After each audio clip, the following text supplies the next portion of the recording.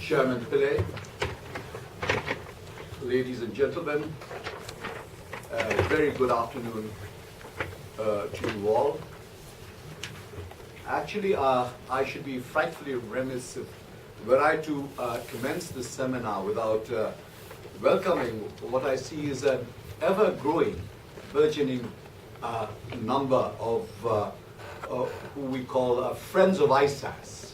Friends of ISAS. To this event this afternoon. ISAS is of course beholden to all of you for the support that you render it. Not only the intellectual input that you provide at these events, though also that, but by your sheer presence in such numbers, which is a source of tremendous encouragement to us. I hope all of you will see ISAS as a regular port of call in your lives to network with friends, make new ones, and perhaps reshape your thinking on contemporary affairs. We will make your presence here worthwhile this evening by presenting you with a most distinguished speaker, Ibrahim Abdullah Gambari, who has given me the honor and privilege of calling him a friend. Ibrahim Gambari is a great son of Africa. The CV that we have circulated does him little justice. In his original profession of diplomacy, he has held every position that a diplomat can normally aspire to. He has been the foreign minister of his native Nigeria, permanent representative to the United Nations, a body he has also served as Under Secretary General for many years. And in his case of political affairs, a position which is always thought to be reserved for the most powerful states. He has been a troubleshooter for the Secretary General, for the UN Secretary General, in several global crises. 7 of them we recall yesterday. Pertinent to today's seminar, of course, he has been Secretary General's envoy for Myanmar, and laid the foundations, to my mind, of the current international perception of that enigmatic country. I recall that when I was myself appointed foreign minister of my own country, Bangladesh, it was to him that I went that day in New York to seek his advice and counsel. He's also been an academic, has a BSc from LSE, MA and PhD from Columbia University. He has taught at Johns Hopkins, Georgetown, and Harvard Universities. He's been a fellow at Brookings and resident scholar at Bellagio. He's currently with the RSIS and has just been named Chancellor of the Kwara University in Nigeria. And allow me to accord you, Ibrahim, and many congratulations for that appointment. Today he'll speak to us of Myanmar, a country which is in the cusp of changes. When its icon of resistance, Aung San Suu Kyi, was about to take a parliamentary seat, a journalist had asked her if this was a historic day. Her response was profound and laconic. "Only time will tell," she said. So, what is time telling? The stranglehold of the generals has eased. Slowly but surely, democratic mores are being put in place. A reoriented Myanmar is reaching out to the world, and the world, including region South Asia, is responding most enthusiastically. The interest in the opening up of Myanmar has been huge, including in this country, Singapore. But is everything as it seems?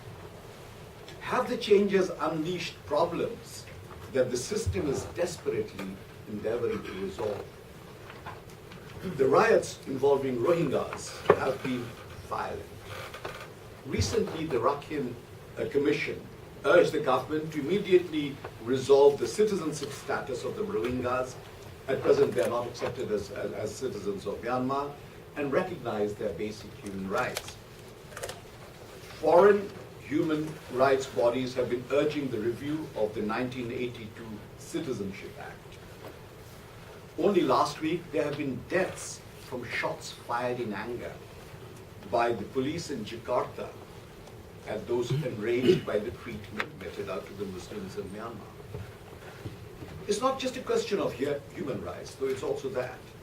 There are genuine fears that the Rohingyas may be radicalized in desperation, which will spell great difficulties for the countries of South and Southeast Asia, Muslims and non-Muslims alike.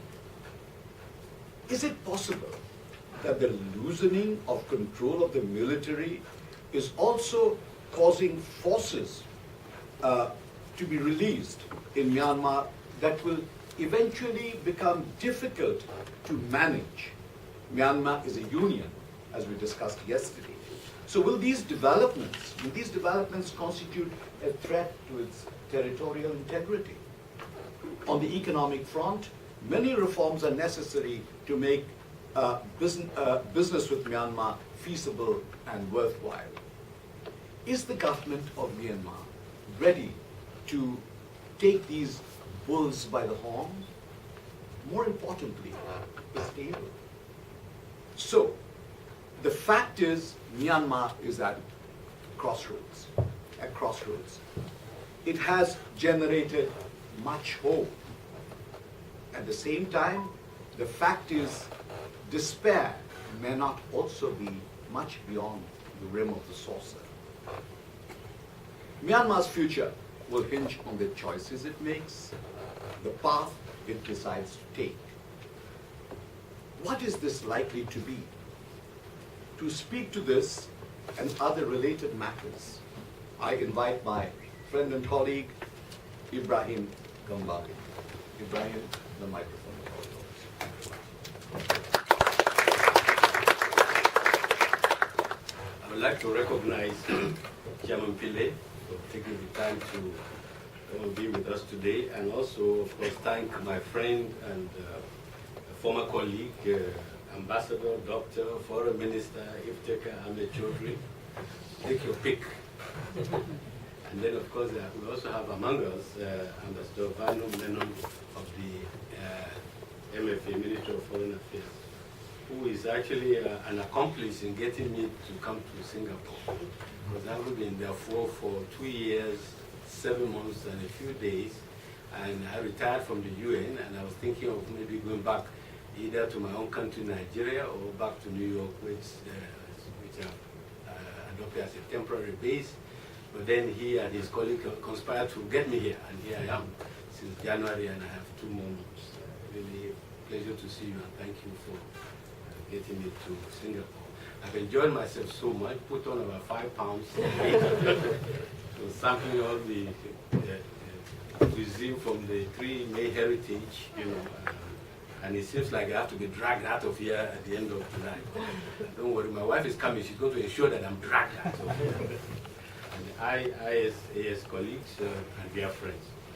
My topic today is Myanmar progress and challenges of political and economic reforms. And because this is ISAS, Ifteka said I have to talk about the implications for South Asia. So if I'm weak on that other aspect, please forgive me. I'm counting on you in the spirit of the seminar to really fill me in on what are the broader implications for South Asia. But I want to begin by saying that Myanmar is not a country in isolation from the rest of the world. Myanmar is a South Asian country. It's a member of ASEAN and a member of the United Nations, I think an original member. As a matter of fact, it's often forgotten, this very second Secretary General of the United Nations came from Myanmar, then known as an original member of the UN and a member of the international community. So we mustn't look at Myanmar or the efforts to resolve the conflict there in isolation from the rest of the world. And that's why I want to begin by situating conflict management and conflict resolution in a global context. The United Nations, to which almost all countries belong, I think at the last count there are 192 or 93 members of the UN, is premised on the concept of collective security. That is the idea that a threat to peace anywhere should be considered as a threat to peace everywhere, and therefore should be met with a collective response and based on global solidarity. That's the theory. And in many ways, the United Nations is a theory. In many ways, the United Nations Charter is theory, because it has to be translated into reality, into practicality. And when you look at the reality, the record of the international community and of the UN in conflict management and conflict resolution is mixed. In fact, I recall it was the late President de Gaulle of France, who was very angry at the UN at one time, and he said, this is not United Nations, this is disunited nations. And in many ways, the United Nations is often appear as if they are disunited instead of being united. Because they don't always speak with one voice, they don't always pull in the same direction. And I think the situation in Syria shows that they can't even agree on what's, that is the big powers, the big five, do not agree on the way forward. In conflicts such as Myanmar, as well as several others, the attitude of the big powers is the following. If there are two sides, the big powers, by and large, give the carrots to their side and try to apply the sticks to the other side. And that is also what has happened in many ways to the mediation in Myanmar, which I will speak about in more detail, which is that you have a toolbox to the mediator. I was, I think, the third special envoy of United Nations to Myanmar in about 20 years. Somebody wrote an article and called me third time lucky in question mark. But I was the third. And you are given a toolbox. In this toolbox, given by the international community, supposed to be sticks and carrots. But for the most part, the big powers who support one side only give you or expect you to use only sticks. I can be quite open here in the spirit of a seminar that the Western countries are only interested in putting sticks in your toolbox. And Russia and China, some carrots. But even those carrots are not in your hands. They keep it in their hands.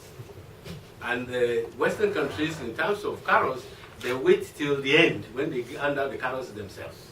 So here you are, the mediator, given a toolbox, and the big powers cannot even agree among themselves, you know, the way forward, and they give you different types of, if at all they do, different kinds of incentives. So I'm arguing that in spite of the disunity of the UN, in spite of the fact that on many crises they cannot agree, that's the only organization we have, you know, the United Nations. And so if it's not working well, we have to try to make it work well. Because sometimes they get it right, and they've got peacekeeping right in many places, East Timor, Mozambique, and they have got it disastrously wrong, like in Myanmar. But in general, on the positive side, there's been a 40% decline in violent conflicts since 1992, according to a recent Human Security report. And the report attributes this in part to the efforts by the UN, and also in part to the end of the Cold War, where at least at the beginning, there was a pressure on the part of the big powers to try to reach consensus. That's why if you look at the end of the Cold War, say, put the end of Cold War 1999, thereabouts. If you look at the first 5 years, if you go and check the veto power in the security, hardly ever used. In fact, there was a pressure to reach consensus on almost all issues. So, since the end of the Cold War, most conflicts have ended through negotiations than ever before, with the UN being called upon to engage in all continents, Africa, Asia, Latin America, and the Caribbean. So that's why I feel that we need to better understand the reasons why the UN succeeds in some conflicts and why they fail miserably in others. And in doing so, we have to recognize that the status of the nature of conflicts have changed, the root causes of conflicts are broader, the actors are more varied. In this regard, 3 changes stand out clearly. If you compare the period after the end of the Cold War to the period before, there are now more intrastate conflict than interstate conflict. No, a lot more conflict within countries rather than between countries, which makes it more complicated. Because you also have, in one of the principal charters of the UN, elements of the Charter of the UN, is Article 2, subsection 7, which says nothing in the UN permits it to interfere in what is considered to be essentially within the domestic jurisdiction of member states. So there's built into the charter, you know, the fact that, you know, interference in internal affairs of countries is not welcome. So you have that. And yet, most of the conflicts the UN is supposed to deal with are more fight within countries than between countries. The second dimension is that we now have more non-state actors involved in conflict. Before, when you had the interstate conflicts, you have countries, you have defined borders. Even when they fight, you can, maybe you have regular armies, you know, and you can separate them. Now you have more non-state actors, all kinds of people, armed militias, warlords, terrorist organizations, all kinds of people are involved, taking one side or the other, which makes it even more complicated to resolve. And the third, I would say that the root causes of conflicts are broader and deeper when there are more non-state actors involved. You know, even to get to know what it is they want is a problem, because you have so many types, and the root causes are big. But in my experience, and thank you very much for referring me to as having the special envoy on so many occasions. Actually, somebody called me once. He said, Ibrahim Gambari, UN special envoy to world dictators. Because they'd always send me to, you know, at that time, Myanmar, Angola, Cyprus to some extent, Zimbabwe. And I said, well, actually, I don't mind. Because first, as long as you don't say I'm friends of dictators, it's fine. Because somebody has to talk to. Somebody has to talk to them. You can't make peace with your friends. You make peace with those with whom you have fundamental disagreements. And the UN has to talk to everybody. Everybody. I recall when I was head of political affairs and I went to Lebanon and I came back to report to the Secretary General, John Bolton, who was then the US ambassador. By the way, many times countries send ambassadors to the UN. People who actually hate the UN, they send them as ambassadors because they don't want actually agreements. Now, so he called and said, Mr. Under Secretary General, I understand you were in Lebanon. I said, yes, sir. And you saw Hezbollah. I said, yes, I did. He said, don't you know that Hezbollah is a terrorist organization, and by so doing, you are encouraging terrorism. And I listened very patiently, and I said, well, we are the UN. You may decide not to talk to somebody, but we have to talk to everyone. Not to let, please remember that one of your predecessors, I think it was Andrew Young, American ambassador to UN, he was sacked. You know what? Because he was talking to Yasser Arafat of the PLO. He was sacked. He lost his job. So the enemies of yesterday could be your ally today and tomorrow, as FPLO is now one of the most reliable partners in the peace process in the Middle East. So you can't write everybody off. So Myanmar cannot be seen outside this context. I will not go into further details because I know you want to hear more about Myanmar. But please remember, Myanmar is not an isolation. It's not that from the rest of the world. It's not in isolation from ASEAN. It's not in isolation from the United Nations. And it is the instruments that regional organizations such as ASEAN, instruments such as the UN developed to handle the conflict that were used. So it's very important to understand what those instruments are. Now, one last point before I move on is that it's really that if you want to solve conflict, you have to identify who are the spoilers in the peace process and how to handle spoilers. Part of the problem is that many times, if there are two parties, the other one thinks the other is the spoiler. I'm the good guy, it's that one that is terrible.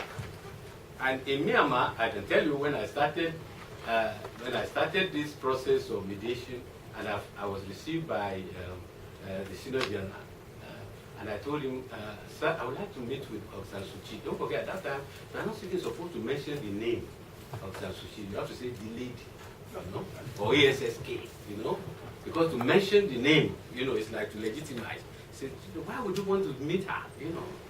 She's no good, I said, but I'm a mediator. I have to, if you want to make peace, you have to talk to everybody.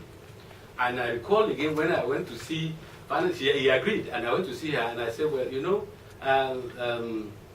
madam, you have to talk to the general. She said, I can't talk to them, they are terrible. They try to kill me, they can't be trusted. And I said, well, you may be right, but they are the people who put you where you are, and they are the only ones who can get you out of there. So, do you want to stay in where you are, the leader of your party, but you are not playing any political role, or you want us to talk to this? It may not lead to anything, but if we don't, the way to guarantee that there will be no result is not to talk to them. So, how do we deal with spoilers when each side thinks the other is the spoiler? So, all kinds of inducement, some sticks if you have it, but or just persuasion. Then I mentioned also about regional organization. Surprise, surprise, surprise. Africa has the most developed regional organization in the developing world for conflict resolution and peacekeeping. Nobody thinks of it that way, but it is. They have an organization that's for the whole continent, North, South, Muslim, Christians, Arabs, North Arab, the organization, the African Union, 53 members. And they do peacekeeping, they do peacemaking. They participate with the UN as peacekeepers in peacekeeping operations. I say this because the same is not true of ASEAN, which seems to be a bit reluctant to do peacekeeping, let alone peace enforcement. Because right now the AU is doing with the UN peace enforcement in both Darfur and Somalia. Now, you have to now let me know what South Asia is doing. The organization, I know there is an organization, South Asian Association for Regional Cooperation, for regional cooperation. But if we situate it in terms of peacekeeping and peacemaking, you find that there's still a lot of room for improvement. Now, Myanmar.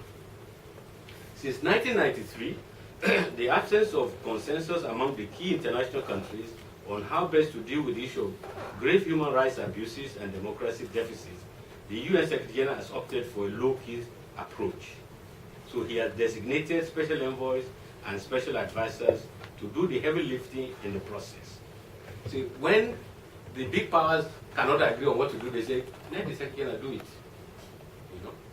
You know why? It has a lot of advantage. If the Secretary General succeeds, it's a win-win situation for the big powers. If the Secretary General succeeds, they take the credit. That's the deal. And if he fails, they put the blame on him. Sometimes they even remove him, or they do, or make life impossible for him, or don't give him a second term.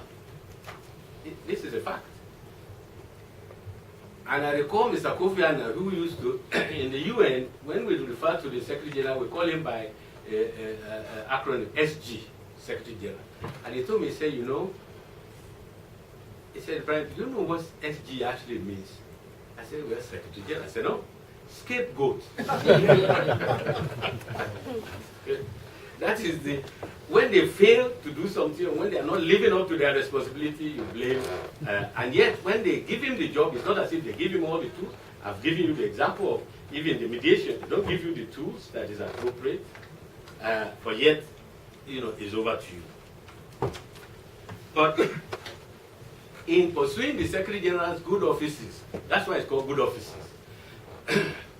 I recall when I gave a speech in New York, Washington, D.C., and this will surprise you, second surprise. You think that you are in Washington, this is the seat of the only superpower left with all these think tanks and, you know, universities world class, you know, Princeton, Yale, Harvard. But amazingly enough, when it comes to policy or knowledge about the rest of the world, that's a big question mark. Because when I was talking about good office role of the Secretary and how there are all kinds of challenges, so somebody in the audience at I don't want to name the big think tank, but it's very well known in Washington. Say, Mr. Gambari, are you complaining that the Secretary refused to give you a good office? we can give you a better office. You can move to Washington. We'll give you a better office. Now, the good offices means when the big powers cannot agree, when a country, and yet at the same time you can't send somebody against the will of the country, then the Secretary is asked to use his good offices, which is just to try to persuade, to try to cajole, to try to encourage. Give you another constraint about the good office role of the Secretary General, because it's very important that I bring the limitations to you. Condoleezza Rice once called my office. I said, ask his people to call me to say, what's all this thing about Gambari always going around ASEAN countries, Indonesia, Singapore, Thailand. You should go to Myanmar and sit there. You know, all this go around to get support. It's not, that's not the way. You should sit there, and I should refuse to leave. I should just go there until I get Aung San Suu Kyi out. And I said, is that so? I said, okay, please tell her. Very simple. I'll be delighted to go to Myanmar. Let her just get me a visa to get in. The Secretary of State of the most powerful country in the world at that time cannot guarantee me a visa to go to Myanmar. Guess who I have to go to? I'm sure people can guess who I have to go. I need a visa. I'm having difficulty because Myanmar has to agree for me to come. China. Just to get a visa. So it shows you the difficulties. But at the same time, they are prepared. That is, Myanmar is prepared for a low-key approach using the good office of the Secretary General. They are in charge of the process. It is their process.